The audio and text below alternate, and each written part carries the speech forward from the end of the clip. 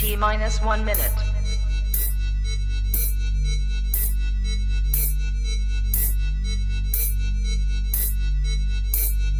T minus 50 seconds.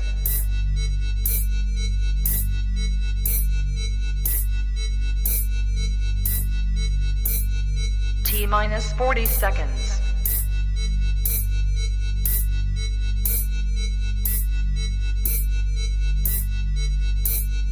T minus 30 seconds.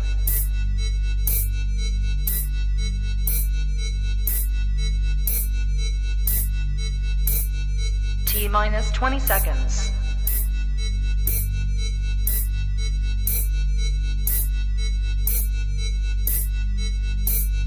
Ten, 9, 8, 7, 6, 5, 4, 3, 2, 1, 0. Own it, own it, own it, Kong. I own it. It did. Women's Wrestling Talk, the #1 women's wrestling show on the planet.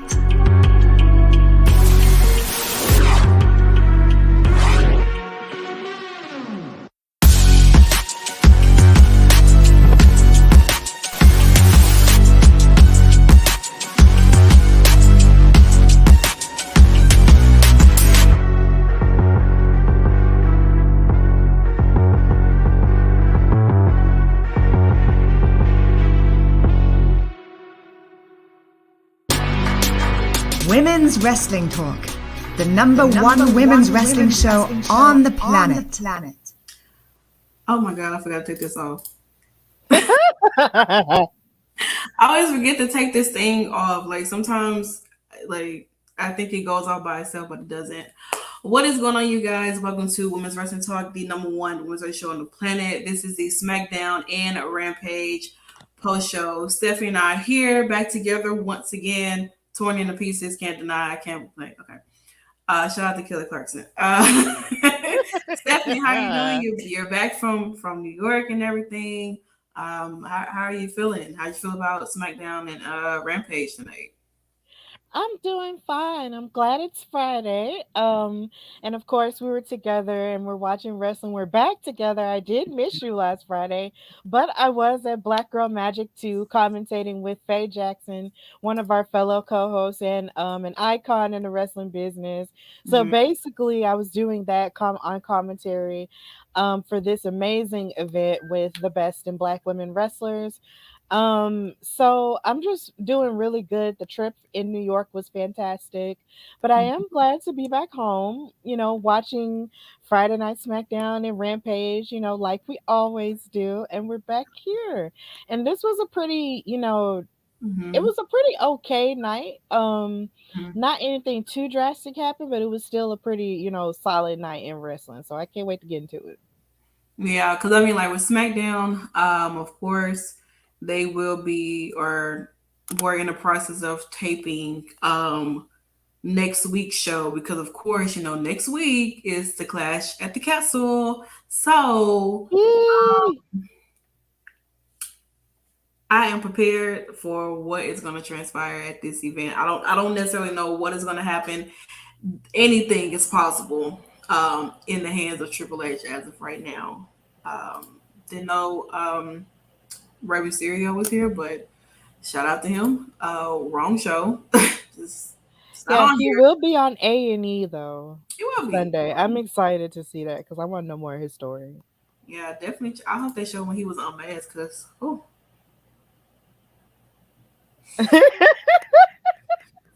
the moment that I fell in love with Rey Mysterio, child, you just don't know it. If that was my life. But let's go ahead and get into it. You guys know what we're here for. Friday Night SmackDown. This is our opener of the night. Ricochet and Happy Corbin. What I will say is that although I am not the biggest fan of Ricochet, nor do I give a damn about Happy Corbin, this was a nice opening. It was a way to really show that Ricochet is still around. He can, still pull out some amazing tricks in and outside the ring. And it was a nice opener. Of course, you got Pat McAfee out there still thrashing on Happy Corbin, how he beat him and everything like that. But Ricochet has kind of been on a little bit of a role, I want to say, with him and Happy Corbin. I mean, it was a nice opening. He ended up picking up the victory, which I don't know if a lot of people were expecting him to win, but I really don't know what this win would have done for Happy Corbin, honestly. I don't know what the win did for Ricochet. I mean, it kind of gives him a little bit of momentum, kind of gets him back into like a winning streak, maybe. And now it kind of puts Happy Corbin, you know, in a situation like this where he gets a play-by-play from Pat McAfee. You gotta love the play-by-plays from Pat McAfee. So Stephanie, this being the opening, what did you think of this match, and what does this mean for Happy Corbin, and what does this mean for Ricochet? I thought the match was pretty good, because it's like, of course, him and Happy Corbin, Ricochet and Happy Corbin have had their little differences, over the past couple of weeks. And with the change in leadership, it's almost given Ricochet new life to sort of course, we've seen him do high flying stuff before, but I feel like maybe there was another gear beneath him that was a little bit missing. And now there's something extra about him where he's being reinvigorated in his matches and also his personality. Yeah, So it's great to see that from him and him reach that higher gear in his matches and being able to let go and do that in this match with Corbin. And Corbin, did show a little bit of aggression, in the match, especially outside the ring when he mhm. picked up Ricochet and then dropped him on the commentary desk in front of Pat and Michael. Um, and Pat was giving him a little bit of credit by calling him, an animal and stuff like that. But outside of that, he didn't pull any punches with him on commentary. And Corbin was just being a bully, but that just wound up not working out. And Ricochet came out with the win, and it was really good for him to come out with the win because I feel like we've been seeing Ricochet bear the brunt of getting beat for so long that it was almost like we just started feeling sorry for him. And I think now we're reaching the point where we're seeing him be dominant and we no longer can feel sorry for him as a character anymore because he is that guy and he is worthy of being seen on that level as opposed to having the audience feel sorry for him over and over again for getting beat up. Yeah, definitely. Joseph says, "LOL, this is letting Pat be so big and bad with Corbin while hiding behind the announcer's table. I wonder if he would drop the mic for Survivor Series." I mean, can he really be big and bad when he actually beat Happy Corbin though? I mean, he beat him at SummerSlam. So Exactly. And when it comes to yeah, and when it comes to Survivor Series, that's brand versus brand. So if he has to come from behind the commentator's desk, he would have to find someone on the Raw commentator desk, like exactly. maybe a Corey Graves Please do or it a for Byron me. Saxton. I would prefer Corey Graves. Me too. Do it for the coach. Do it for me. That would Okay. be lit. I would. Child. We can Corey's make it. cleared. He is clear. He can I fight. think, but I think I want Byron Saxon to get his punch in for all the times that Corbin has downplayed that man. Like Yeah, he didn't beat him Corey. for, like he didn't pin him for the 24/7 I-95 711 Highway 82 championship. Exactly. Her are true. Right. But this is a nice opener. As we move on within the show,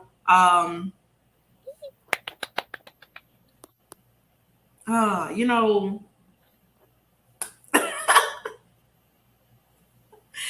people know how I feel about Hero. Think they're great people outside the ring. I don't care for them on TV. But it's always nice to see, your people on TV at that. It really is. It was a nice little mix and mingle happening with these pairs. And I don't know. I, mm, I I don't know. love it. It's cool, it's nice. I mean, of course, Street Profits are kind of just hanging out on SmackDown. Don't really know exactly why they were hanging out on SmackDown, but they were, you know. I don't know. I think tonight was Atlanta crop top season. I will say that. For the men, Tahuti has on a crop top. Montez has a little one on, but not as much as how Jay Uso's looked, and I'm pretty sure we'll get to him. Sam is very excited to see the baby daddy. Um, Who is his baby daddy? the one with the crop top on, Tahuti. Let Oh, me Ashanti. Okay. show to the Adonis. Real, let me go get my purified water. That's the wrong people. But okay. I mean, if you want to hit World Shirt, you can go get one and throw it in the trash can. But like I said, this was pretty cool. It was nice. Yeah, I loved it because it's just, I mean, I guess it's nice for Street Profits to kind of just chill out right now because they did kind of go really hard for those tag titles for a long time. Um, but then we didn't see them for a minute. It almost looked like for a second maybe they would turn, but then that didn't happen. But then I guess now they're just chilling. And who else? Who better to chill with than Hit Row? I mean, geez. I feel like if anything made this better, it would have had to have been the New Day here too. Yeah, but the New I Day is just tied up a little bit.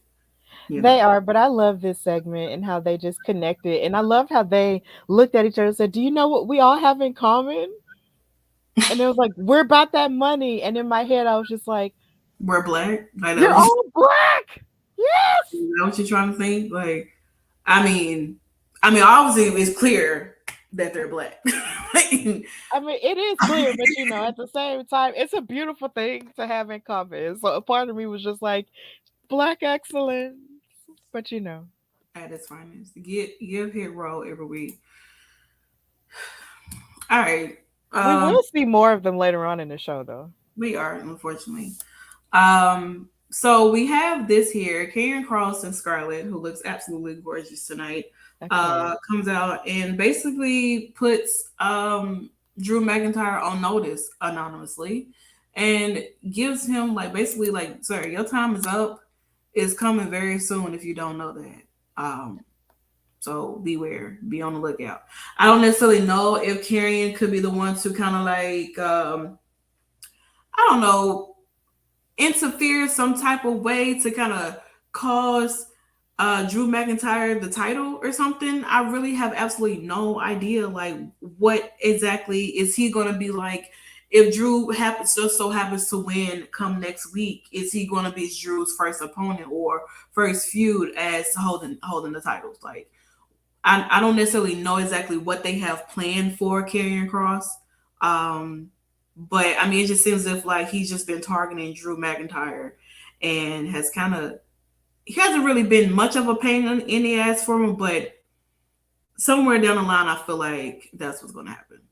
He's going to end up being a pain in the ass for him. Seriously. Yeah, I feel the same way. This promo was fire. Like, I actually liked the promo, but I couldn't keep my eyes off of Scarlett because Looks good. Like, she's just so beautiful, and it's just too much for me. And then this outfit was just Miss Vava Voom. mhm. Like, I wish we could have seen what color hair she had, with this outfit because it's giving sable. Yeah, this is definitely Sable all the way. Hmm It really It's is. it's giving dark sable, and I love Oh, it. of course. And Sable was that girl during her time. It Hmm still is. Honestly, Sable. They showed a recent photo of Sable and Brock out somewhere, and she still looks good. Like, she's kind Yeah, of she's beautiful. key and everything, but she still looks good. Sammy says he's wondering if this is gonna lead Drew to splitting the titles at Clash, since rumored plan is Roman versus Cross for the WWE Championship. I thought about that tonight. I did think about that. Like, what if, But with the way that they're setting Drew up with all of this stuff, leading to Cardiff, Wales, and mhm. even with the journey stuff, it's just like a part of me is wondering, like, are they setting him up to win and beat Roman? Cause I mean, What like, they've given out video packages tonight. They really were. they They were. gave one for Shayna, and it's like, damn, like, could Shayna be? I know we'll get to that because we didn't even see Liv Morgan tonight.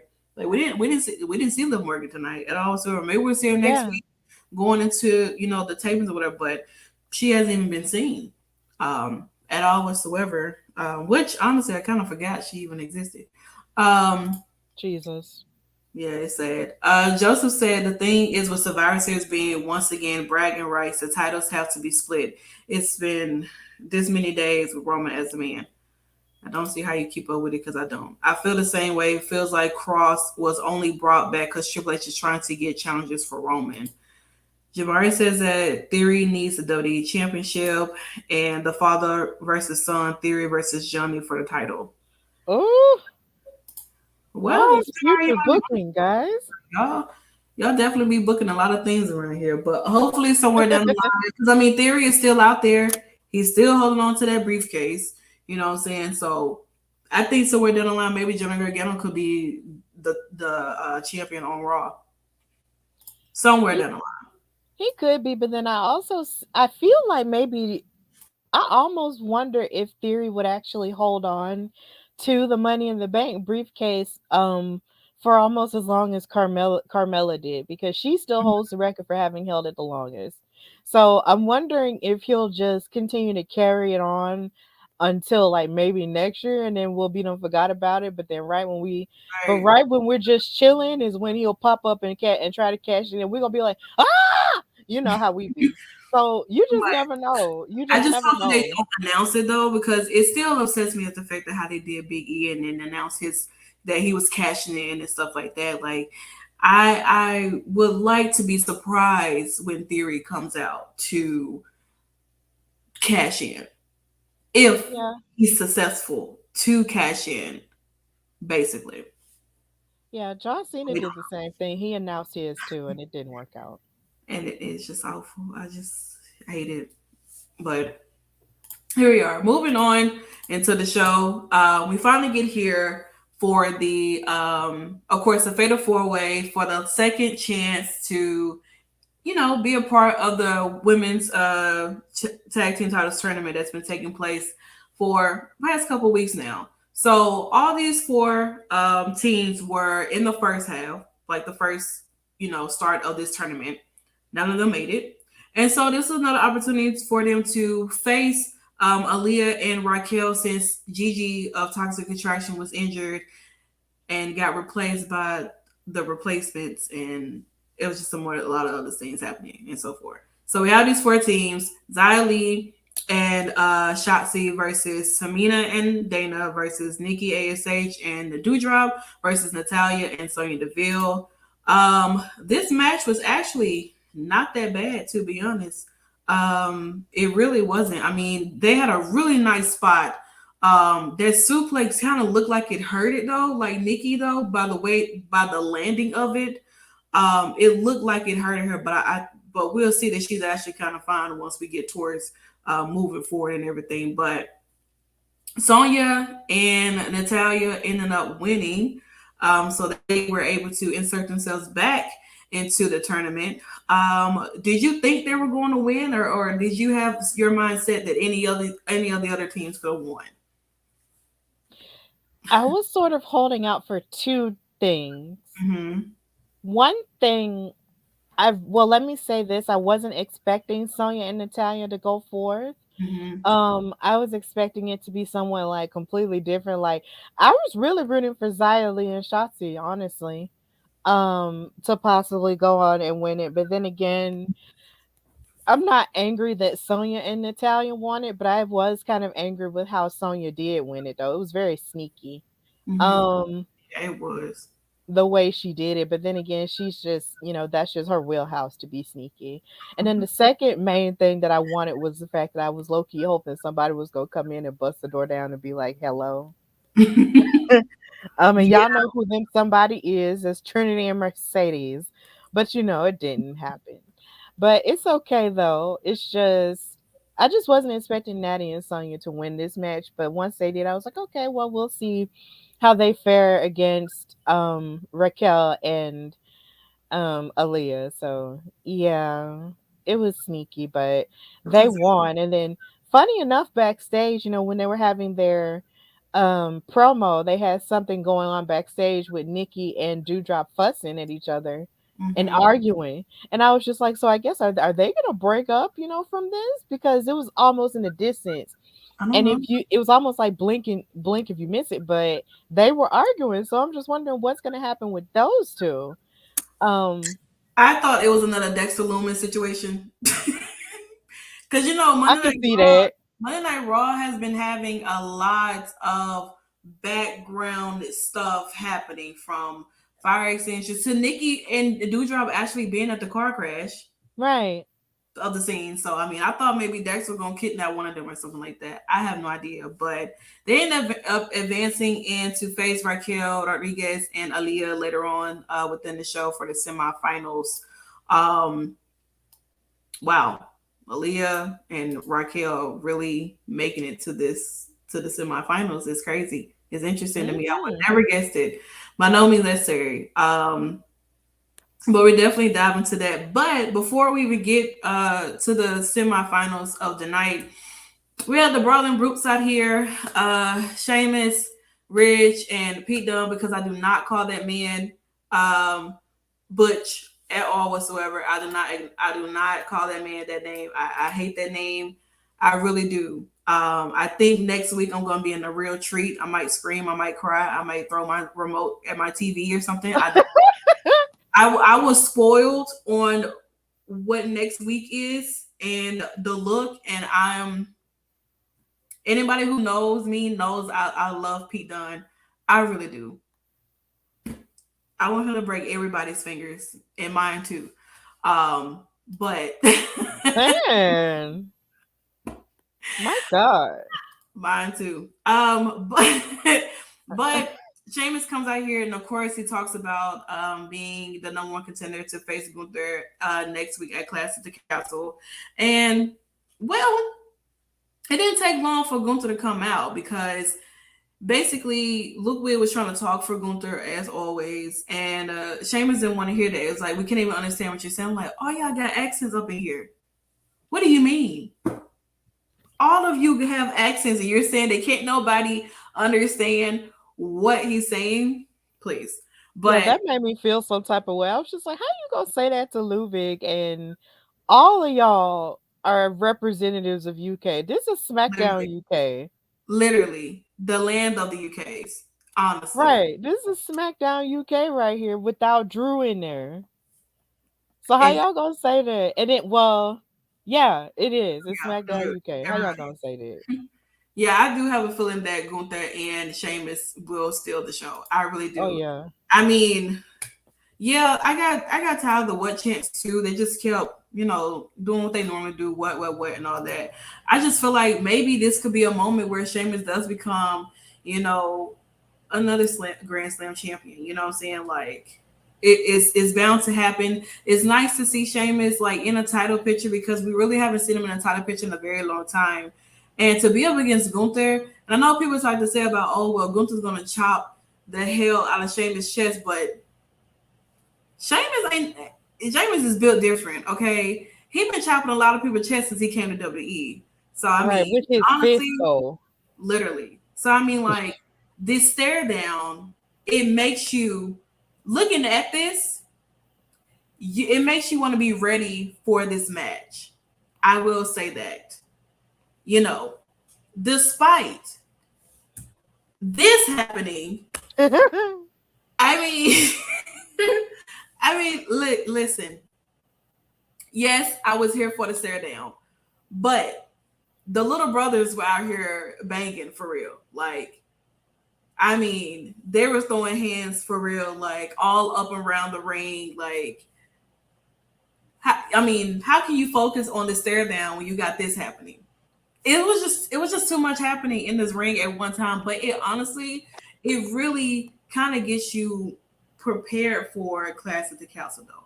It It makes you does. want to anticipate this match, this feud that's going to happen. I mean, I'm excited. I really am. I am. And eventually, once they stop fighting and beating the hell out of each other, they pull themselves apart. And yeah, so man, Stephanie, like, are you prepared for the aftermath of this match? No. I'm not prepared for the aftermath of this match. I just feel like the both of them are going to be red and bruised by the time it's all over.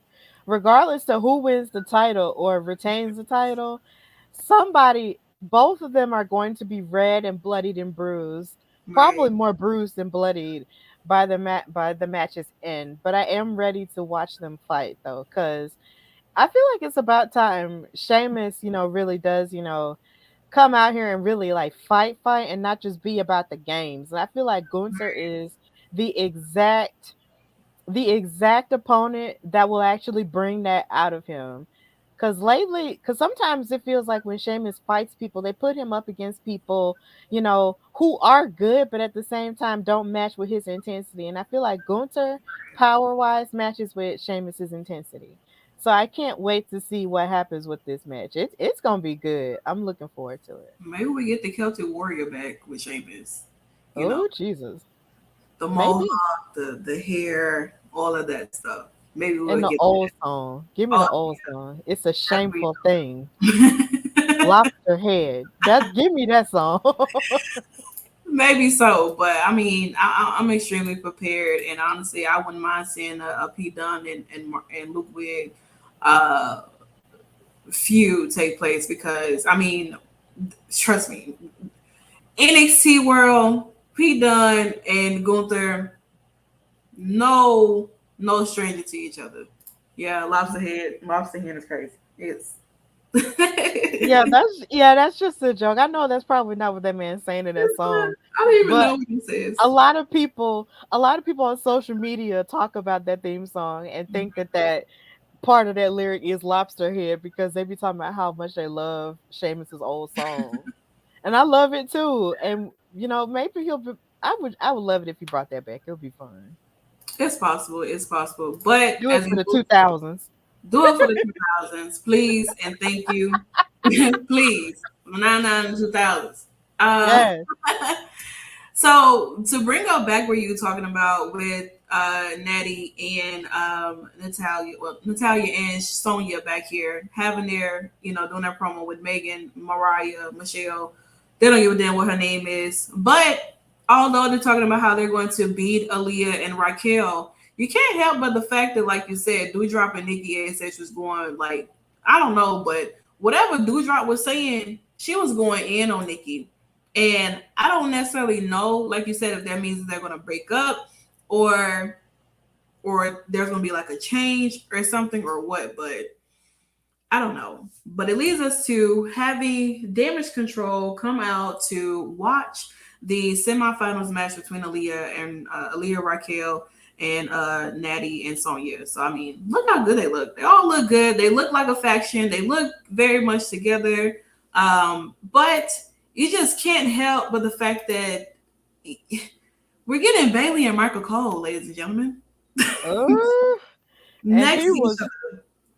and he was very upset. That man was Michael was stressed. so upset. Listen, Michael Cole was stressed the entire match. But even before the match happened, we had to take it backstage because Sammy comes to the door. He knocks, and of course, Jimmy very happy to see Sammy. Jay, on the other hand, I don't know what it is, but Jay is never impressed with Sammy. Like, shout out to the crop tops tonight. The men's was bringing out the crop tops. I hope this influences other men to wear crop tops. But he comes in, he gets to sit down with the tribal chief. They have a chit chat about him beating up Drew. He didn't win last week, even though they were in his home country, and he just didn't. He just couldn't pull out the win. And it went to Sheamus. I mean, I feel like honestly, Sammy's gonna knock the hell out of Jay one day. He is. Sam's gonna get tired of that man disrespecting him. Sammy is a former NXT champion. Jay has only held the tag team titles. You do the math, sir. So, I mean, I feel like eventually somewhere down the line, Sammy's gonna take that title from Roman. And it's just gonna be just like the shocker of the century, and then Roman goes away for however long, until he decides he want to come back. But Stephanie, I know this is your tribal chief. This is the man that you acknowledge. What do you have to say about this? Like, Well, what I will say is Roman Reigns is the king of us all. God. And I will always acknowledge Daddy. Now, what I will say is this though. Jay Uso bullying Sammy is basically him sort of like taking the evil that Roman has put in him and him just bullying him and looking at him like he's the outsider. Because it's like when you have this outsider coming in and he's not really actually related, Mhm. to you as well, it's like you gonna always look at him like he don't belong there. And it's like Jay just be ready to get it on with him and beat him up on sight. And then considering I heard last week, even though I wasn't here and wasn't able to watch it, last week he said that Sammy was talking about him behind his back too, Roman. Jay Mhm. didn't appreciate that either. So Jay don't trust him, and I really can't blame him for not trusting him either because Sammy basically initially got in the group so he could get perks. Like let's just But call it has what it it been is. working though? Like, has the perks been working though? I If we're mean, being honest, no, has it been working for him? So I just think that not he just really. wants. I feel like now it's more so like he's trying to get the approval of Jey Uso. Roman allows him to come in and talk to him, chit chat. He lets him sit down. He doesn't. It's not like he doesn't really even yell at Sammy though. You know what I'm saying? The way that he used to yell at Jay and Jimmy, does he really treat Sammy like that? He doesn't, but I feel like it will only be a matter of time until he does. Even though Jay is really the one, sweating him a whole lot, I feel like it'll only be a matter of time before he messes up and then Roman will start abusing him. But does he mess up next Saturday? He might. Well, we'll definitely see what happens. Because when Roman Reigns, if he gets the throne, y'all, I'm telling you, don't go to my social media. I am gonna have a field day if Roman Reigns loses his titles next week. I I want to put up one GIF, and you will find out exactly what that GIF is gonna be. That's all I'm gonna say. That's all I'm gonna say. Like, if it happens, it happens. If it don't, I'm still gonna act the same exact way. I do not like that man. I can care less about him. Now, But Sex Santa, even though I do acknowledge him, and yes, he is daddy because somebody in the comments, Jamari, yes, he is daddy. If he does lose the titles, I won't be angry because he's held it for so long. Like, he's been the champion for so long that if he were to lose, I wouldn't be upset. I think a lot of people be upset if he I lost. wouldn't though. I I mean, guess at least Drew is a legitimate competitor, if we're being honest. maybe that's just a healthy part of me that just sees what's going on. Yeah, okay. If Roman loses, it won't bother me. Like, okay. It's gonna bother a lot of people, and I'm gonna make it worse. Yeah, he's been holding it for 2 years. He had, Mhm. That's a yeah, long time. that's awful. For the modern era, that's a long time. That's terrible. Like, I guess. So we move back to the women, and like I said, Michael Cole is stressed and going bald in the middle. He has to deal with not only Bailey, but he has to deal with Pat McAfee too. So now you got two people that you have to deal with who are both loudmouths. I mean, what more can you really truly expect from them? But move on to, of course, our semifinals for the women's tag team championship tournament. Raquel Rodriguez and Aaliyah versus Sonya Deville and Natalia. And honestly, at one point, I'm really looking at this though. I didn't really think that like Sonya and Natalia would win. Like, would win. I feel like they would lose again, like because they faced them last week, well, the week before last, and well, no, technically they faced Toxic Attraction and they lost. So here we are, and I just feel like maybe, just maybe, Aaliyah and Raquel could win, but do they really want like Damage Control to lose in this tournament? I don't necessarily. I wouldn't want that to happen, but it honestly just feels as if like it's possible that it could happen. What do you think, Stephanie? Do you think that like Aaliyah and Raquel could go all the way to win these titles come, Monday and everything? Now, from an athletic perspective, it's kind of hard. Um, in a like it's hard for me because it's just like when you see someone like Raquel, who Mm-hmm. is still very much new to the main roster, but also at the same time so imposing, Right. with her physique and how, and her power moves and stuff like that. And it's like you have Dakota Kai and all of her strengths, and then you have Io with all of her aerial tactics and stuff like that, and then you have Aaliyah who's there. Mm-hmm. Um Adding whatever it is that she can add to that equation. It's kind of hard to say who will win, but it's hard to bet against Control because they're Control. Like they've come out and basically put their flags in the sand in such a way that it's hard to believe, if they will lose.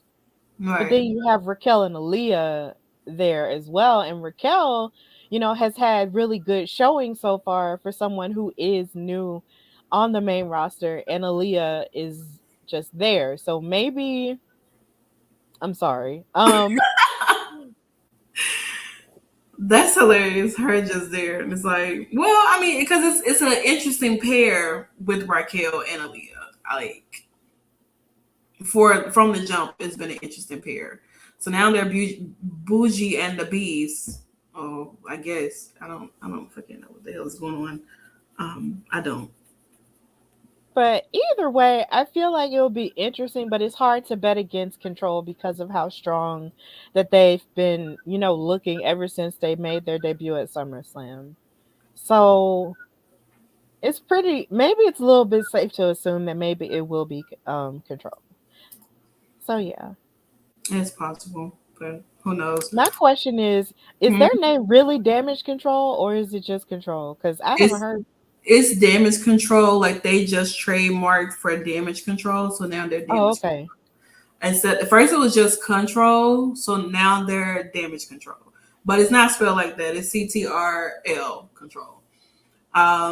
Joseph said this Oh, tournament, yeah. So Joseph said this tournament was a complete mess to get to the finals. This was all about how confident Damage Control, but confide Damage Control, but they are scared of Bougie and the Beast. Really? I don't know, because if we're being honest, yes, of course, Aaliyah and Raquel did win, but as we look at this tournament, you have two former NXT women's tag team champions on the opposite teams. Dakota Kai and Raquel Rodriguez. NXT, they were the first NXT women's champions. They mm-hmm, won the Dusty Cup. mm-hmm, They've been champion again in NXT. So they mm-hmm. have experience with being in tournaments. It's just now they're on the opposing side. Right. And Raquel has talked about how she's happy that Dakota is back, but she would be even more happier to have the chance to face her in the ring. And so I mean, this is like history, like right there. If now that the main roster acknowledges that NXT is a thing now, like once again, Praise God. for a start, which is nice. Shout out to Triple H. But you have Raquel and you have Dakota Kai on opposing teams. Eventually, these two are going to be stepping into the ring, looking across from each other, face to face. And who knows what can transpire. Maybe Alexa and Asuka could try to cost Io and Dakota these titles opportunities. They Maybe could so, because they do have to fight them next Saturday. on They do. Saturday. Yeah. So I mean, looking at it, anything is really possible with with what can transpire come Monday because they will face each other come Monday for the WWE Women's Tag Team Champions. These are the finals. We're going to be crowning new champions. Don't really know how that's going to go. I really don't. I have absolutely no idea. But it's going to be very interesting to see who would be the new champions. Joseph said, I could see Bougie and the Beast win because Alexa, Asuka, and Bianca would get involved to hype the six women's tag. Plus, it would be too predictable because people want Team Bad to take the belts away from who wins the tournament. Well, you can't refer to them Team Bad anymore because Tamina's not there. So it's the Boss and Glow connection. But now we don't even know. Bougie and the Beast, Jamari, Raquel and Aaliyah are known as a tag Bougie and the Beast. So where have you been on the rock? Or but yeah, so we'll find out what happens Monday with these tag titles. Moving on to people that we do love here, the New Day. Birthday twin. Finally, yeah, Xavier Woods, your birthday twin, of course. It's coming up. I know. So we get the return of the New Day because Xavier been out of action because he had an injury due to the Viking Raiders, and then Kofi got attacked last week and literally squashed by the Viking Raiders last week, and so they come out, and of course Xavier seems like he's paying very much homage to Kevin Nash in the wheelchair. All right. He pays homage to Kevin Nash, obviously, and they talked about how it just made it seem as if like the New Day was just like, going to go home and just like kind of disappear for a bit. And just they saw the funeral that the Viking Raiders put together for them last week. And it just seems like the way they were talking, it just seems as if like they were going to go away. But not really. Viking Raiders thought they were going to come out there and do something, and obviously Xavier was faking his injury, and he throws Kofi a kendo stick, and he has one of his own, and they beat the hell out of the Viking Raiders in the ring. I mean, they had it coming, honestly. They really did. And so, I mean, what can you expect, Stephanie? Like, did you, New Day likes to play a lot. You know what I'm saying? They really do. They like to play with the injuries. They like to play with the jokes and all this and that. A lot of people thought it was a wrap. DeMarco said he thought, he ain't gonna lie, I was starting to think it was a wrap. It was possible. They had us in the first half. Yes.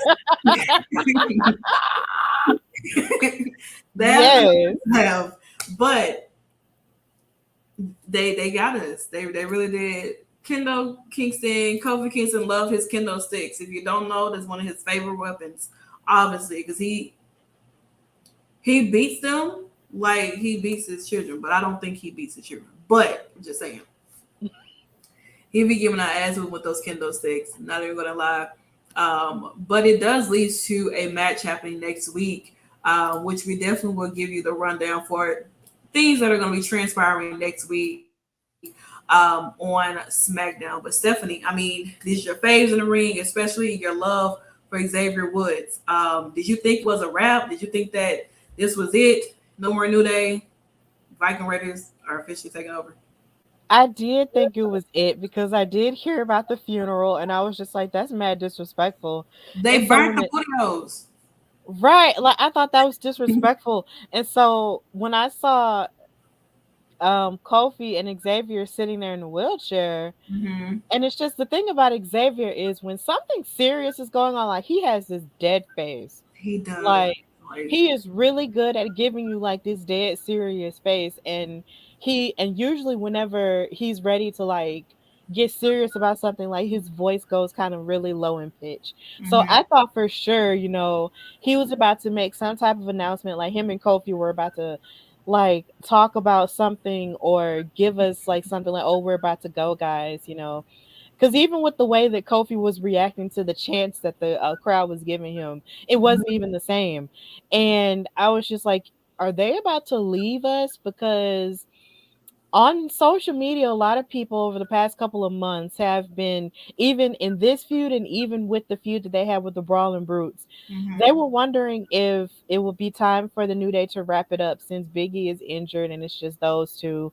Yeah. And, or maybe they should wrap it up and maybe, just not do anything else due to the fact that the whole three-man dynamic is gone, or because one person gets beat up and it's always one person left. And you can't ever count the New Day out, because even when you think it's over for them, it never truly is, because they always have life in them.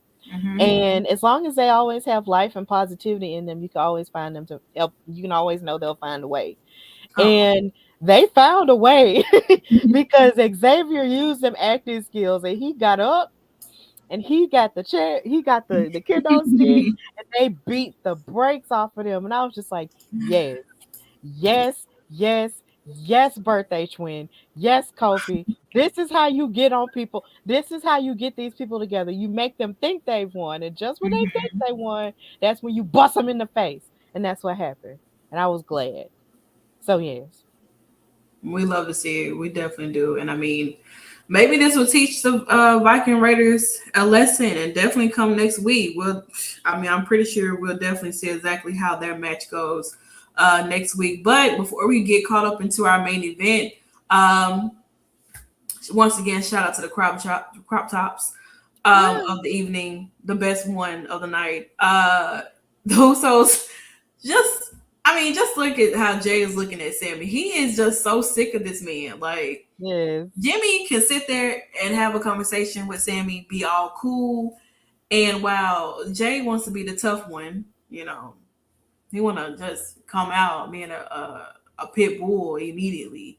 You know what I'm saying? Well, I don't know, but they try to give Sami a little. Well, Jimmy tries to give Sami a pep talk, before his match with Drew McIntyre tonight. And Jay, of course, is just like, man, I don't know. It's just not going to work. Like, you're constantly bringing us down. We told you to go out there and get the gold, and you didn't. It just seems as if, like, eventually, I think Jay is going to find a way to get rid of Sami for once and for all. Or try to. Or Jay may come up missing. Oh, Lord. Honestly, he really is. He might. Joseph said Or that. Sami might come up missing. Child. Kevin Owens gonna go save Sami. Joseph said, LOL, Jay is so used to kissing the tribal chiefs behind. Now here comes Sami, who kisses that behind better than he can, and it pisses me off. So there's an ass kissing contest happening between these two. He kissed his ass better. I think there's a lot of people that might have both Sami and Jay beat in this one. A lot of people. But I don't know. I feel like eventually somewhere down the line, Sami is going to get sick and tired of the treatment that Jay is giving him. And maybe they'll have themselves a one-off in a match, or maybe this will spark a feud between Jay and Sami, with Jimmy just out there watching the older brother or the brother beat up the little step cousin or some shit like that. Who knows? But let's run down what's going to take place next week for SmackDown before we dive into our main event. Oh wait, never mind. This happened. I totally forgot this happened. So of course, throughout the night, we did see Maximum Male models do their photo shoots and everything like that. And Los Lotharios are obviously assisting them with the issues that they are having or were having with Hit Row.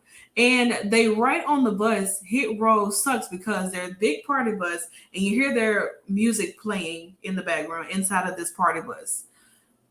Yeah, so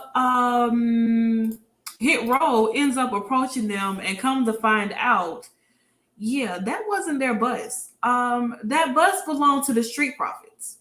And the Street Profits didn't even know what the hell was going on. Like, why would you do that to our bus? And this very much awful spray paint. I don't know where they got this from, Hobby Lobby or something, maybe Walmart, maybe Dollar Tree, Dollar General, whatever. But it was very awful, whoever did this. It was terrible. But it seems as if like things are going to be heating up between Hit Row and Maximum Male Models coming next week. But speaking of next week, y'all celebrate 2 years of Roman Reigns being champion. Woo! Yay. Shout out to you guys who have been supporting this man since he won his title 2 years ago. Yes. Congratulations Thank you. to you guys. Thank you. Don't know what's going to happen, but shout out to all the fans of Roman Reigns and his reign as champion. No pun intended. His reign is daddy. Yeah, I'll pass on that. Yeah, my eyes are burning now. My eyes are still Cross too. Garen Cross is having his in-ring debut next week on SmackDown. So shout out to him. I do know who he's facing, but I'm not going to spoil it because it's something I don't do. But if you go on social media, you can definitely find out everything that's transpiring next week. Because people just like to, spoil things for people. Don't do it. They've already done it. I tell you that much. They've already done it. Let me say this though. Mm-hmm. What? For those who are watching this live feed, please understand. Do not look at the spoilers. Don't do it. Don't do it. Just save yourself some joy for next week and just watch it. Just watch it. Don't look at the spoilers. Don't entertain the spoilers. Don't do it because they post it to get attention. Don't watch it. Don't look at it. Just watch the show next week and just have fun with it. Don't do it. There's so much stuff happening way before I could even get to it on my screen. It was crazy. But yeah, me too. I was just like, when did this happen? Hold on. Is this still the same? This still the same show? Like, right.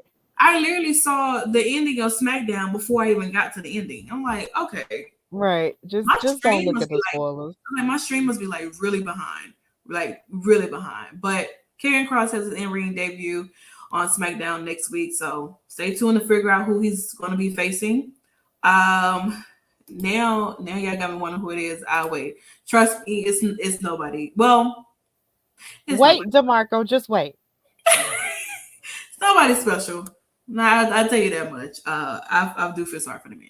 But we do have this match here happening, like I said earlier. The New Day versus the Viking Raiders in a Viking rules match.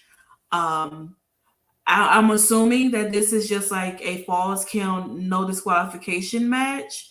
You know how they like to put gimmicky type matches on stipulations and this shit that we know it's a no disqualification. So who knows? They might have pitchforks out there. They might be fighting at the grave site where they did the funeral at. I don't really know what they're gonna do, but we'll definitely find out next week what's gonna transpire. Also happening next week, like we stated earlier, Hit Row will be facing Maximum Male Models, Montse and Monsoir next week. And this is gonna be quite interesting. I tell you that much. Am I looking forward to it? Absolutely not. I'm not. I think I'm gonna watch this match on mute or go for a jog or something. Why? I don't, like I said, Hit Row, great people outside the ring. Met them during WrestleCon and WrestleMania weekend. They're really great people outside the ring. Do I want them on my TV screen? Absolutely not. I don't care for them. I don't care for Maximum Male Models either. But here we are. That's the one with M. Is she from NXT? Yeah. So Maxine is Max Dupree's sister. She was with Sophie down in NXT when she was with Robert Stone, but they brought her up to be with Max Dupree. Joseph said it was basically a false can anywhere match. Then Pat chimes in that all men can't take a shower.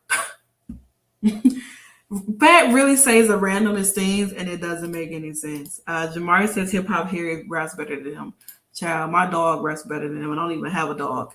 Let's just agree to disagree because I actually do feel like that they can rap, but either way, I am looking forward to seeing Hit Row versus Maximum Male Models because honestly, Triple M is like the closest thing we have to a faction on SmackDown Yeah, outside of the Bloodline and outside of the New Day.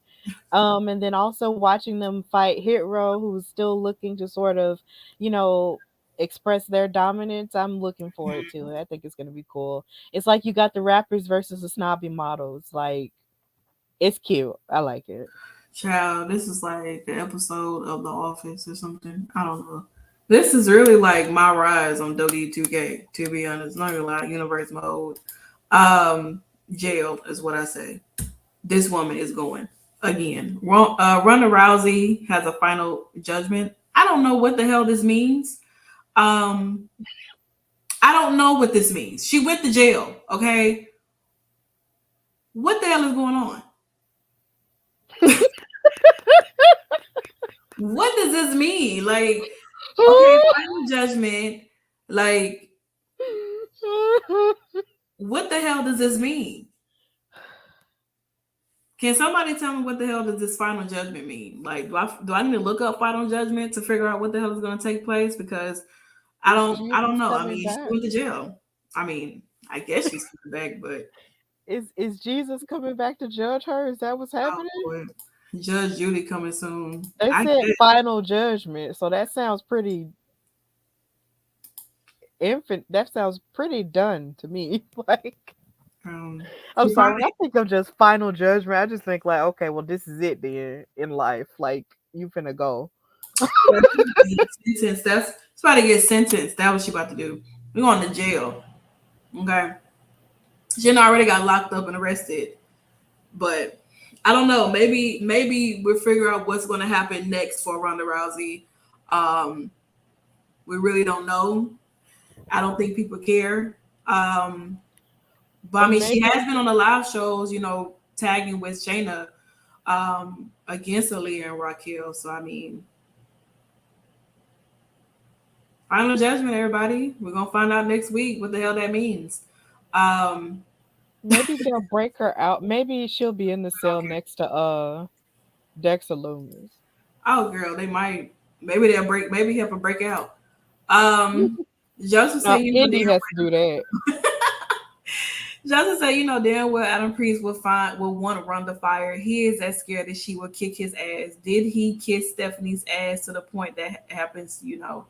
Oh Lord, bless your heart, Joseph. I don't know what the hell is going on, but I don't know if he's going to fire her. But who hurt you?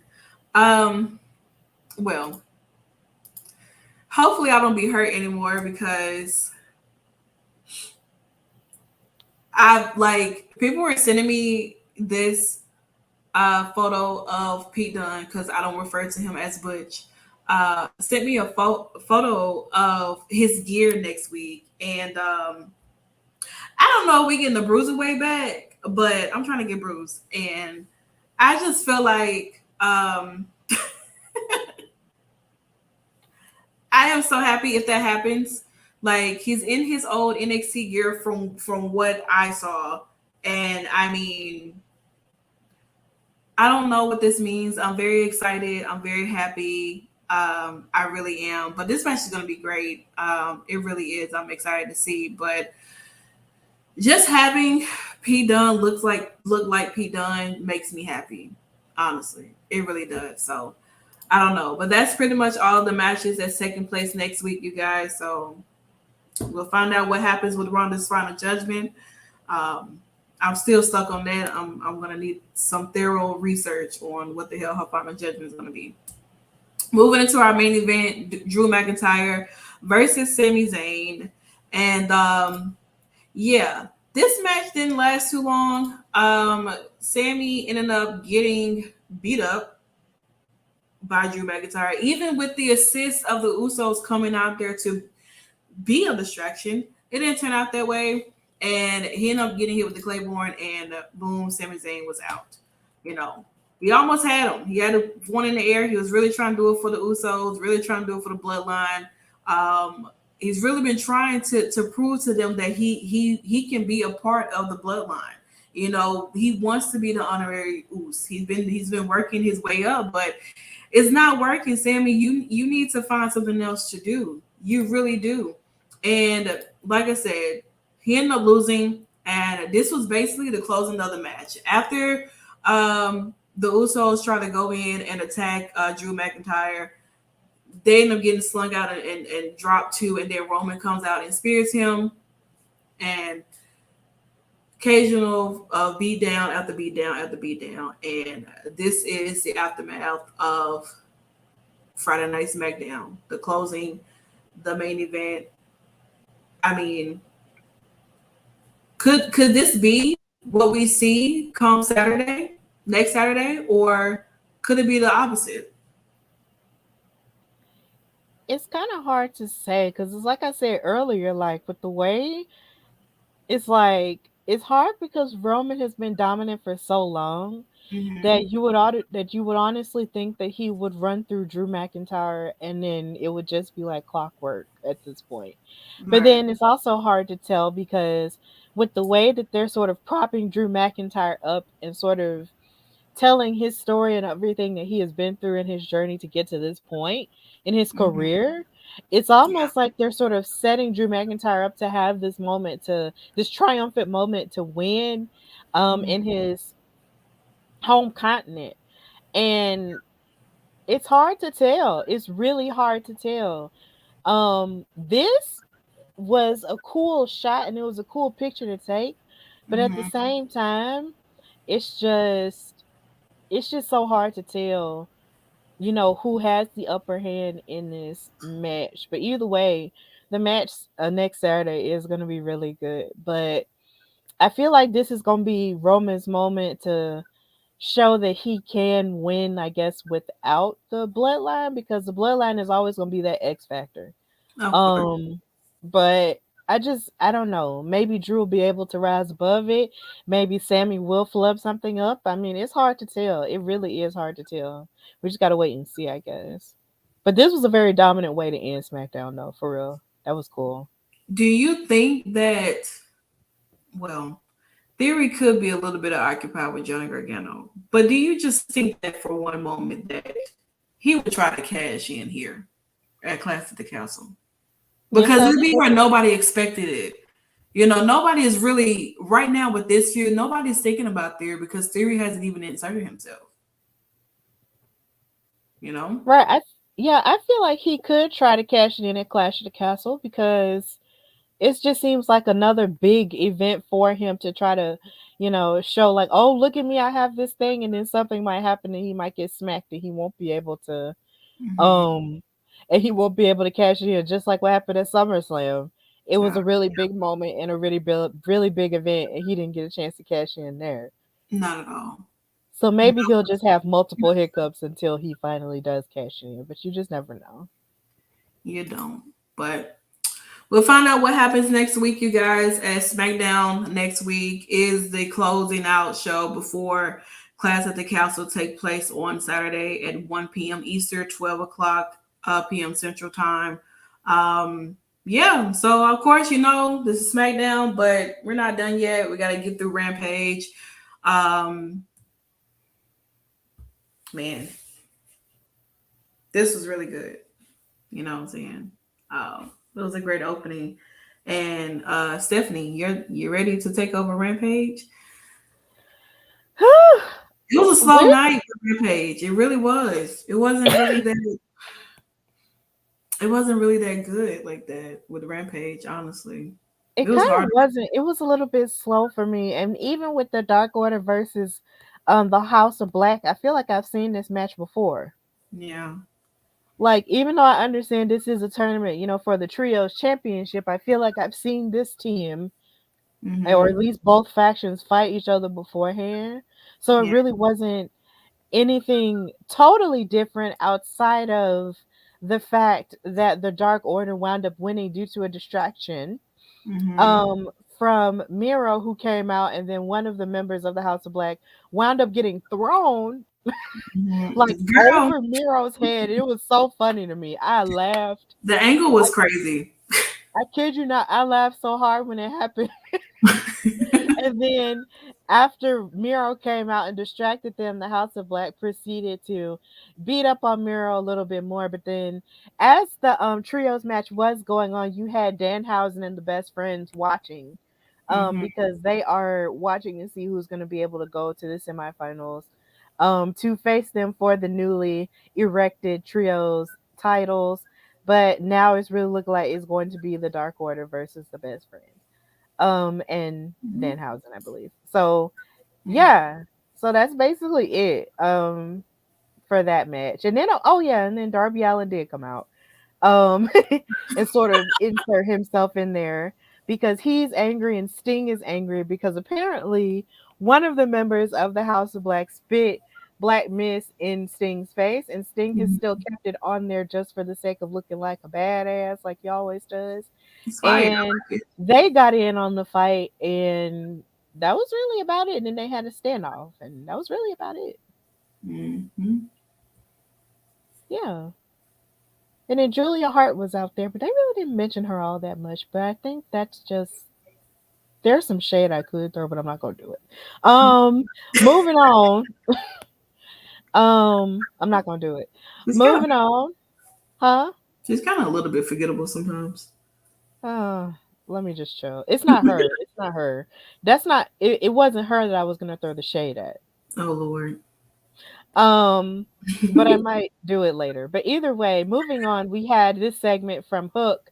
He had a backstage interview with Lexi, and she asked him about how he felt after winning his title, and then a couple of other things. And he basically said, "Yeah, I do feel away, but then again, I remembered that I don't care," and then he walked away. If Literally. it's if it's one thing Hook is gonna do, he's gonna give you like a one hit a quitter and then walk off. I like Hood. I mean, I like him too, but I'm just saying, like, he is a man of a few words, and sometimes that's okay.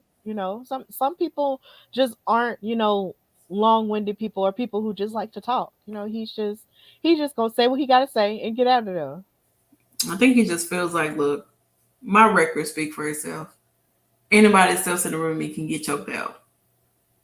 Right. And then after that, it's so hard because I don't know the name. I know they are on the Jericho Appreciation Society, but I want to call them Everrise so bad.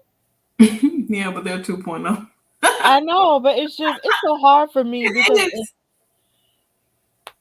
in my mind I just want to call them Everrise still, but I know they're not Everrise anymore, and I don't mean to be disrespectful at all. But they came out and they basically took over the rest of the promo and talked about, how they want to face the tag champions and now and basically Swerve in Our Glory, and how they should be next in line for it. And they sounded very angry and also very hopped up on maybe a couple of energy drinks or something as they were cutting this promo. But either way, that was what happened in that segment. If it was energy drinks, I don't put nothing past them. Yeah, so the next match was Wardlow versus Ryan Nemeth for the TNT Championship, and this is an open challenge. And I was watching this with my father, shout out to him. Um and he looked at Ryan Nemeth and he was just like, "Wait, is that Dolph Ziggler's brother?" And I was just like, "Yes, that's Dolph Ziggler's brother." And he was just like, "Oh my god." Like, you That can feel the resemblance. yeah, like they look just alike. And I was just like, yeah. And so Ryan Nemeth came out, and since they were in Cleveland, and he and Dolph both are from Cleveland, Yeah. he was coming out and acting like he was gonna big Cleveland up, but then he wound up knocking them down, talking about how better he is than them since he moved off and became the Hollywood hunk or whatever. And I'm just Mhm. like, how you gonna dish your hometown people like you ain't them? Like, I hate it when people do that. it's like you leave and then you want to act brand new. Don't be brand new, baby. If you're from Ohio and if you're from Cleveland, embrace that. Um, but he didn't want to. So he came out there, he was jaw jacking at Wardlow and stuff. And Wardlow is also from Cleveland, so that was pretty lit. As well. He got a big pop when he came out with his Goldberg-esque entrance going from backstage to the front. And this match was relatively quick because as Wardlow made his entrance, Ryan kept talking and just kept talking and kept talking. And then after and basically Wardlow smacked him in his mouth and then gave him a headbutt and then slammed him down and pinned him for the 1, 2, 3. And Wardlow retained the TNT championship in front of a hometown crowd. So, San, how did you feel about this match? It was relatively quick, but you know. Child, I feel like I sneeze and this match is over. Yeah. Literally. I mean, Ryan is not his brother. I will say that. By no means necessary. What? What? He is not his Right? brother. Ryan is great. Don't get me wrong. He is great. He really is. He's a great talker. Honestly, he's just as annoying as Ziggler was when he first came into the WWE. And so I mean, it was. I just feel like with this match, it was meant to be short. You know, I wasn't Yeah, it expecting was. it to go really long at all whatsoever. But it was nice to know that, of course, his competitors came out to talk about, of course, them, you know, of course, we're supposed to have Jay Lethal and Motor City Machine, Motor City Machine. The Motor City Yeah, Machine Guns them. from Impact Wrestling. Child, listen, I'm part of the Impact Wrestling show, and a lot of times I mess up their names. Chris Sabin and Alex Shelley, because Chris is out there by himself tonight. Shelley was nowhere to be found. But they will face them at All Out. And I mean, like, I'm ready for this match. It's the first time we get to see Shelley and Sabin over here on AEW. And it was quite interesting to know that, like, Jay Lethal will want them to be his tag partners. But I mean, of course, they were all in Impact together. With Shelley and Sabin are still in Impact. They had a match tonight at the Impact show in Dallas where Nikki is. Shout out to Nikki. We love you. Shout out to Nikki. I like her a lot. That's my tag partner, but she not only use that L word.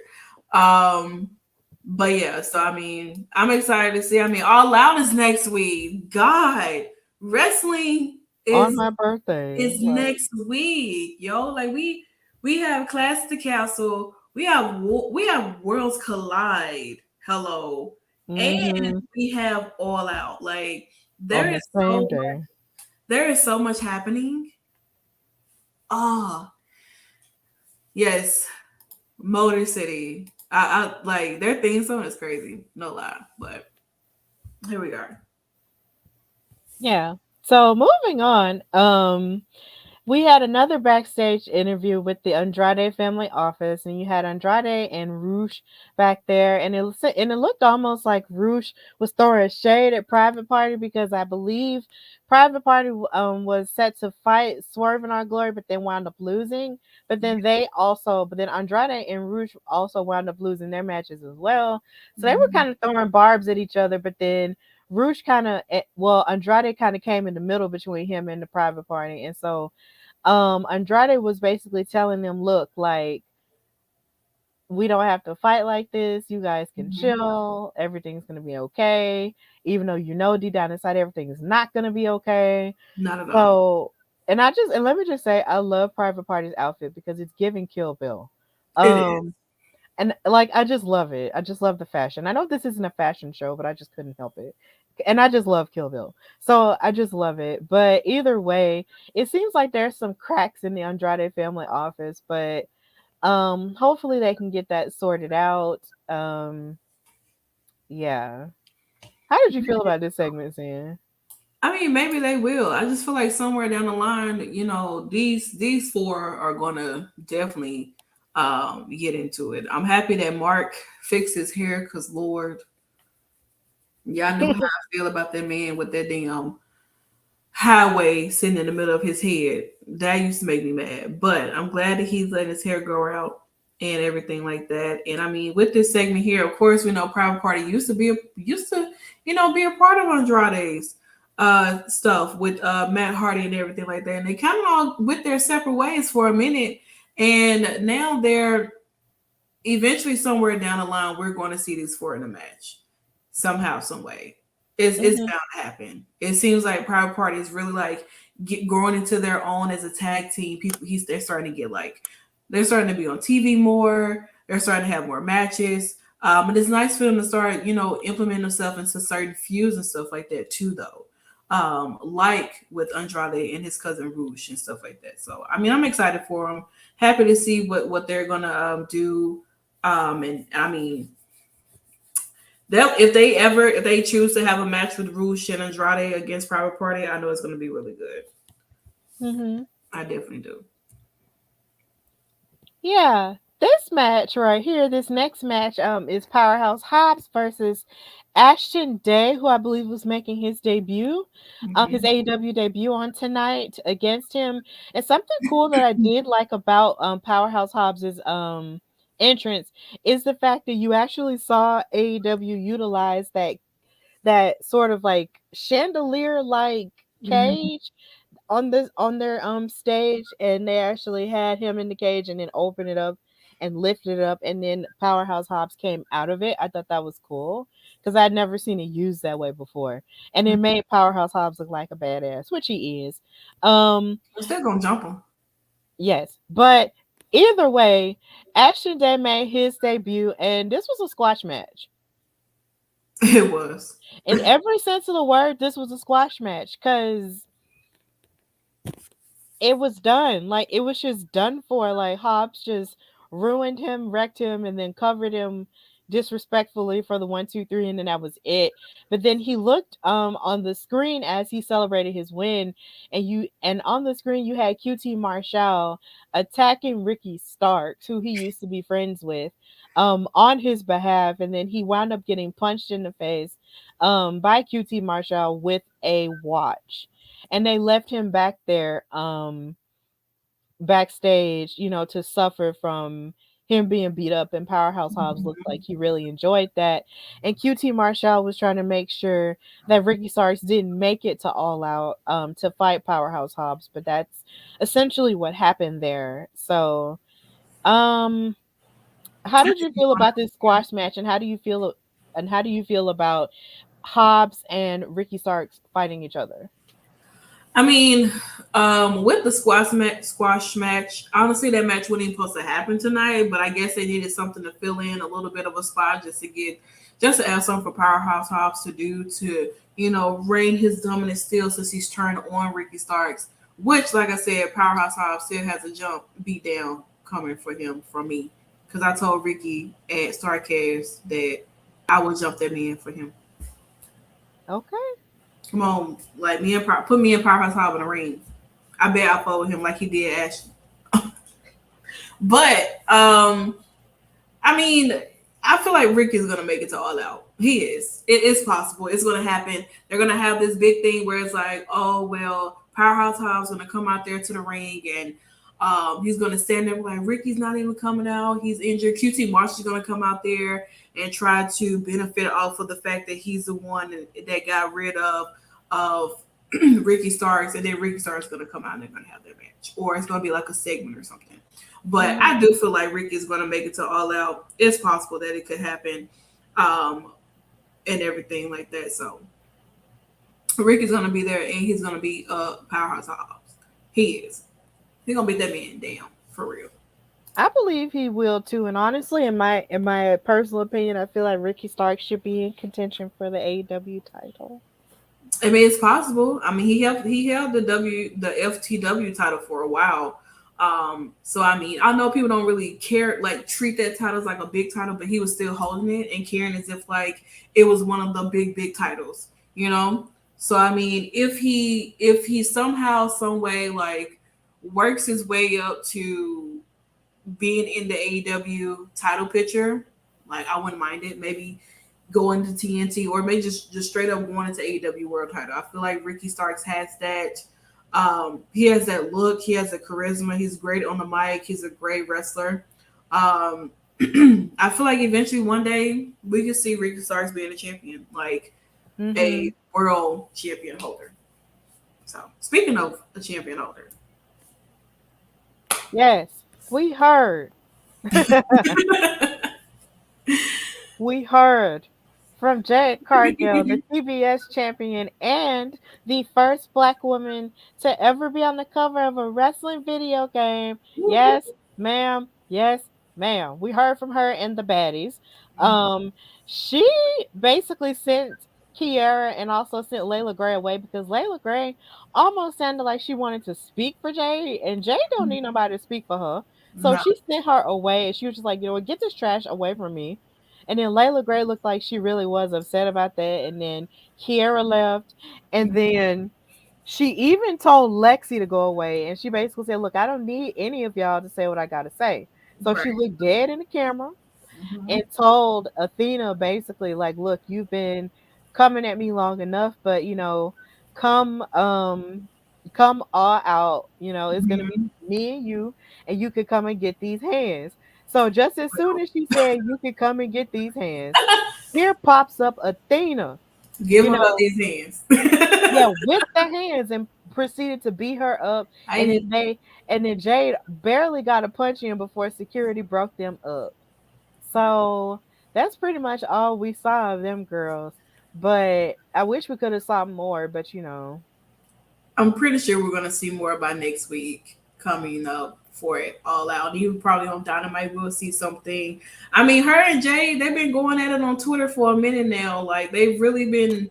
I literally watched them go back and forth on Twitter, and it's so hilarious. But can we just look how good Jay looks in his lime green leather fit? mm-hmm. Like I hope she posts it, but she looks really really good. Justin said, I know I will get people upset, but I'm hoping Athena takes the women's television championship from Jade at All Out.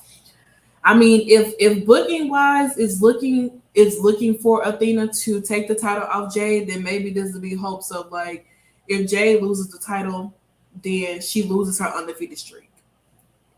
It's not only just the title, it's her winning, it's her streak as well. You have to understand Jade is what 30 something and oh. Yeah. So I mean like you know, DeMarco said, man, he'll fight somebody if Athena beats Jade for that title. So if Athena wins and you outside and DeMarco sees you, you just better be prepared to square up because he fighting somebody if Athena beats Jade. But Yeah, we'll definitely see that on next Sunday. but here's my question though. If Athena doesn't beat Jade, who do you think could possibly beat Jade for that title if it's not Athena? I don't know. I mean, she's been Nyla Rose. Jade and Nyla Rose could have a banger of a match in a feud. And I feel like Nyla Rose could be that person to take the title on Jade. Literally, I really do. I feel like she has the capability to do so. She would actually be like, they've given Jade a lot of different competitors and stuff like that of that nature, but they never really given her Nyla Rose in a one-on-one match. Right. And that's a match that I've been waiting to see. I've been wanting to see Jade and Nyla Rose have a match. I've been wanting them to have a feud, to be honest. Not just a one-off, but Mm-hmm. like a legitimate like feud. You know what I'm saying? Mm-hmm. And I think it'll be great. It'll be nice because Nyla Rose hasn't held a championship in a long time. She's barely even seen a showcase on the TV anyway. Right. I feel like she'll be a great competitor for her. Yep. Honestly. Yep, she might. But with that type of booking and with her barely being on television, I wonder how they would make that even believable for her to beat Jade in that aspect. And would they book her as consistently if or book that feud as consistently is my question. Cuz they on the struggle bus. Well, they've been on the So I struggle, don't know. to be honest. They but have. I feel like if done right, their feud could be they could have a really big feud. Mm-hmm. They They really could. could. And I want to see Jade be able to see Jade do her finisher on Nyla Rose, how she do it on these little itty bitty girls. Mm-hmm. So I think it'd be quite interesting. It really would. Yeah. But then there's this other part of me that's low key scared that two girls who've been missing might pop up over there, and it's just like but whatever. Uh, that would destroy me. It would destroy me. Ah, Jesus Christ. Uh, But I am screaming. Joseph said that title's a joke. It was only created to push Jade down our throats. Thunder Rosa's our women's champion, but she ain't being treated like one. We have to think about it. Jade, Thunder Rosa, looking at Jade, she looks like a champion. She speaks like a champion. She carried herself in one.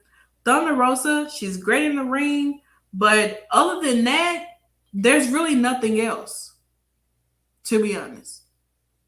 For me, wise. I can only speak for me. Thunder Rosa's had the worst uh, women's championship reign I've ever seen in AEW. and then it's And it's sad not her because fault. and then now it's sadly come to an end due to injury. Mhm. Which makes me so sad because there was so Well, much more. they technically have it like, so, of course, she has to. It's kind of like what they're going to be doing now is finding out who their interim champion is going to be. Yeah. So it's one of those situations. So it's like whoever wins in the fatal four way between Britt, Sheeta, Jamie Hayter, and uh, Tony Storm at All Out, that's gonna be your interim champion going along the way until Thunder Rosa comes back. So it Hmm. means like who right there do you want to carry in your company in the midst of your actual champion who you barely seen, not that great on the mic. Yes, she can wrestle. People know we know. Okay, we know she can wrestle. We know that, but she doesn't. I don't feel like Thunder Rosa has all of the qualifications of what a champion is. That's just me when I look at her. You know what I'm saying? It is not her fault. It's because they didn't book her they didn't book her like a champion. By no means necessary. How do you book your secondary champion better than your better than your main champion? How are other competitors looking like champion material than your own champion? It doesn't make sense. So it's definitely not her fault. It sucks for her.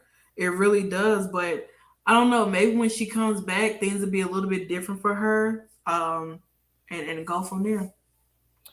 Maybe so. But moving on to the next match, we had a mixed tag team match.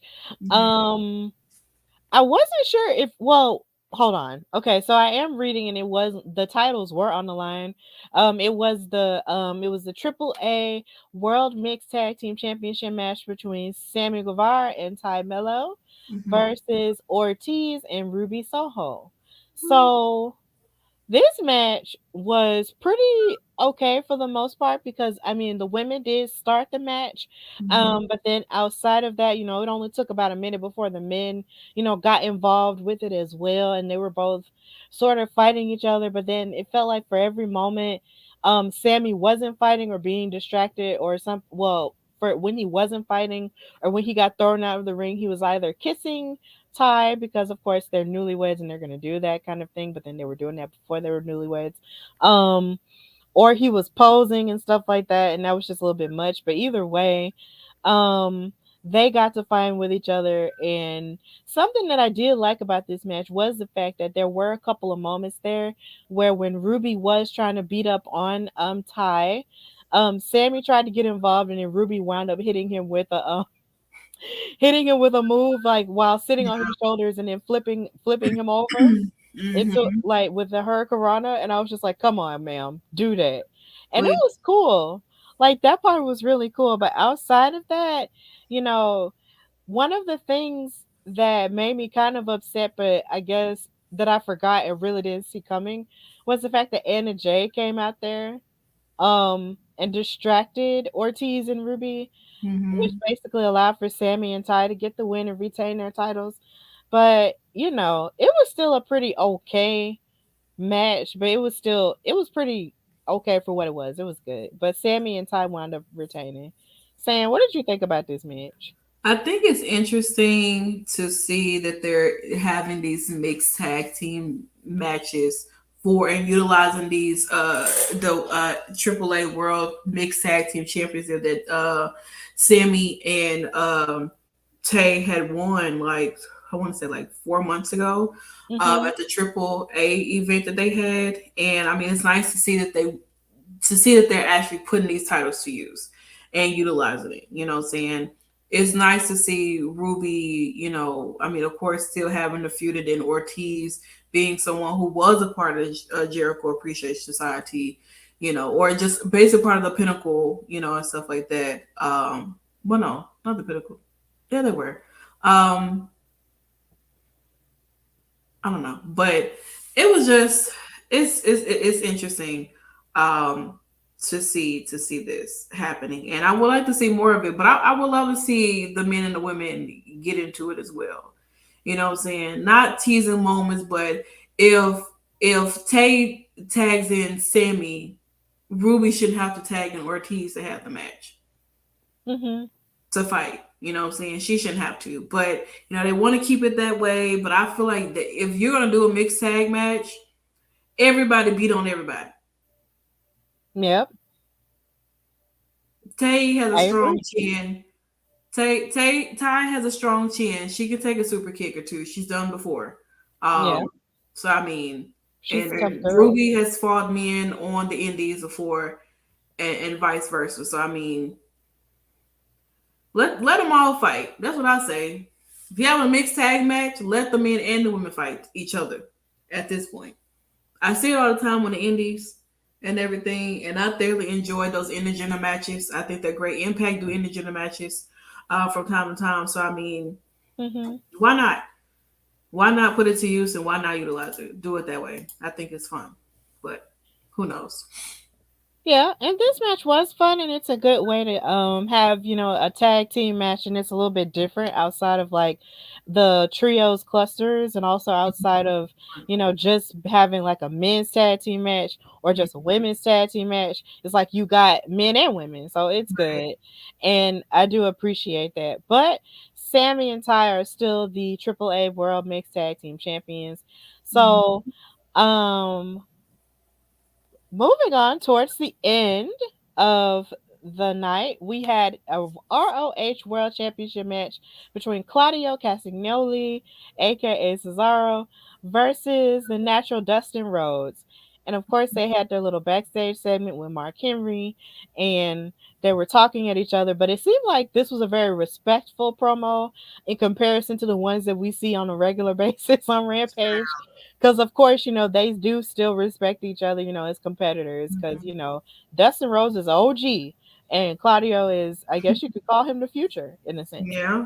So they respected each other, but then they said, look, you about to get this beat down, and that's just the truth. um so of course Caprice Coleman came and joined commentary, and shout out to him because he had a feature in Sports Illustrated that was released today. Um I do recommend reading it.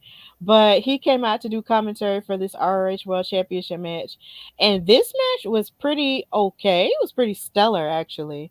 Mhm. Like, it was really good because I feel like for somebody to be as old as Dustin Rhodes, he still moves relatively smooth in the ring.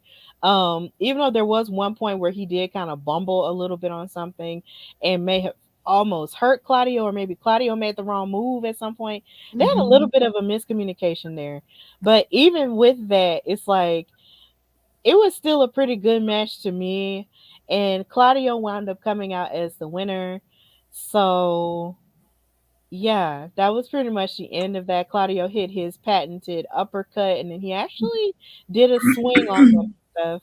And then he wound up winning the match from that uppercut, and now he's still the Ring of Honor World Champion. But Dustin Rhodes did do a pretty good job.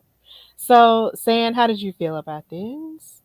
I mean, it was a nice way to have the close out Rampage by having this match. I mean, Claudio, he doesn't really have that many opponents.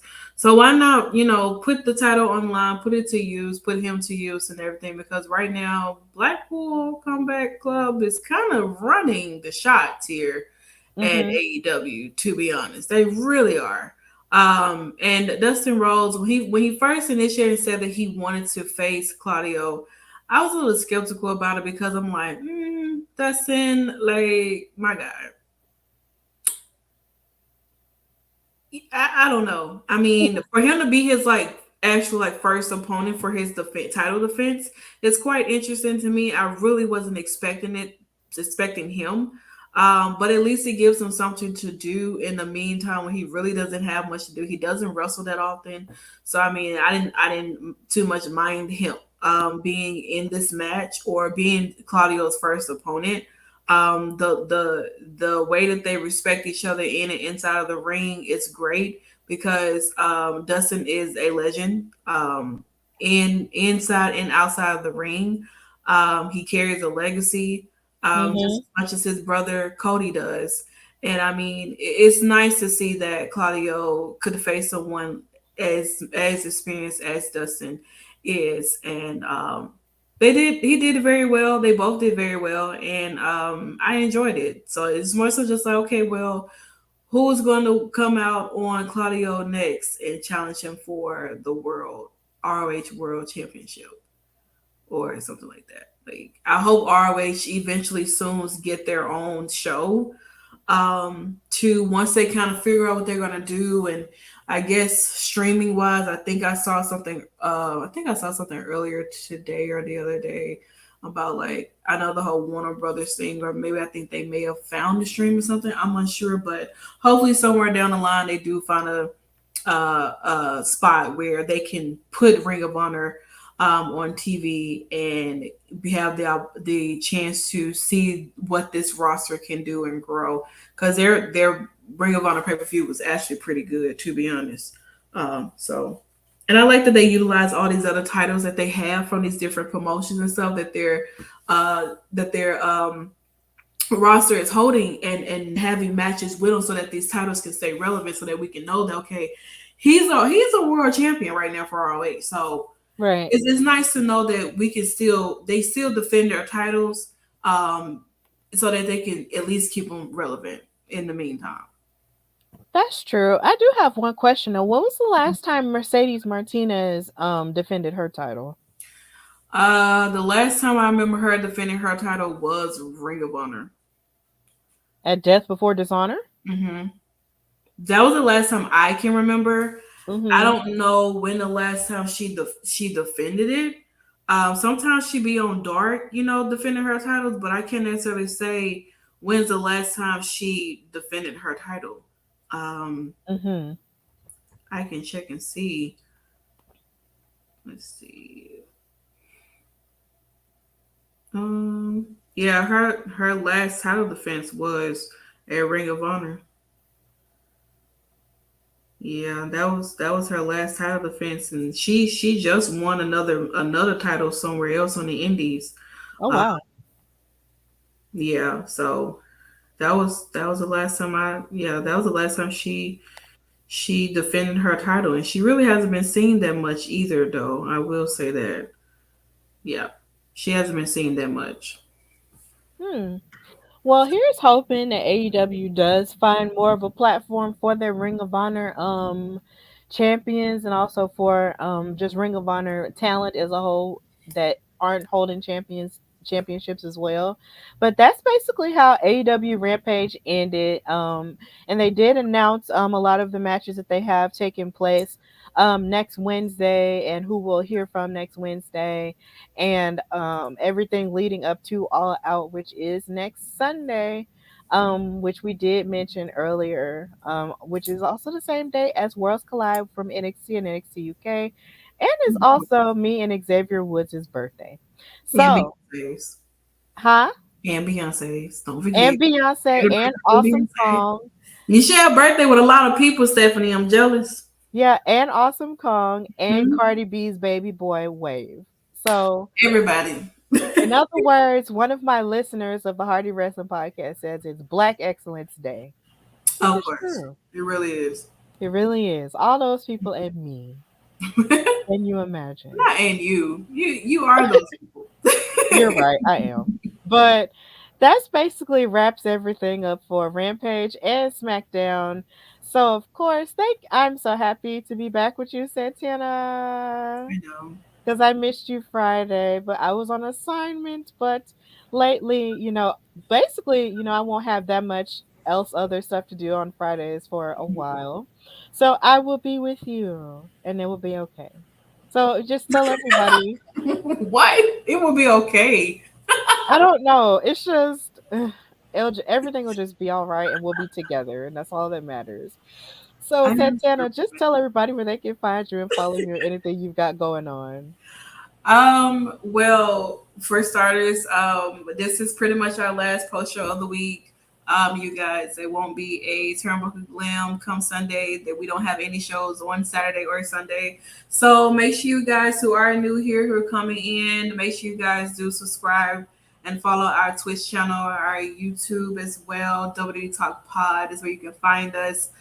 Everywhere on social media and so on and so forth. Yeah, that's pretty much the end of the week before we come back on Monday for Monday Night Raw post show with me and Nikki, my tag partner. The Salt Shakers take over Monday Night Raw as usual. And then we'll bring you on the list of the week and everything like that. As for me, you guys can Google me, Driune Santana, Driune. That's where you're going to always find me and everything that I do and everything that I've done. And everything like that. Stephanie? Awesome. So you can follow me, your girl Stephanie Hardy, on Instagram and Twitter at Queen Steph Hardy. And you can also see what I've got going on the Hardy Wrestling Podcast, just like Jeff and Matt Hardy. Except, of course, we're not related. But you can listen to my podcast on Spotify, Apple Podcasts, Google Podcasts, and everywhere else you get podcasts as well. I might be releasing a new episode this weekend because I've been through a lot and I want to talk about it. And I have lots of thoughts on what's going on in wrestling. So please check that out and just continue to support Women's Wrestling Talk because we do great stuff here. We write great things here. We have amazing shows. Like all of this stuff is just, popping off, and just continue to support everything that we've got going on. Mm-hmm. And make sure you guys check out our website too. Like Stephanie said, amazing articles going out. www.talkpod.com. That's where you can find all of our articles and other post shows and stuff like that, interviews and things too. Next month we will be celebrating Hispanic Heritage Month. Woo! Yeah, shout out to all the Hispanics out there. Yay! It's gonna be Jennifer Lopez all up and through here. I tell you that much. Oh, I'm just saying yeah because I support y'all. Well, we appreciate it. We welcome everybody into the Hispanic. Everybody is Hispanic come Hispanic Heritage Month. I tell you that much. You can be from wherever country you want to be. I salute it.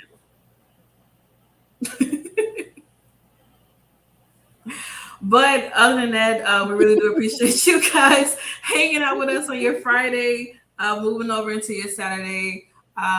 Once again, this is Women's Wrestling Talk, the #1 women's wrestling show on the planet, and we'll see you guys next week. Bye, y'all. Good night / good morning, y'all. Women's Wrestling Talk, the #1 women's wrestling show on the planet.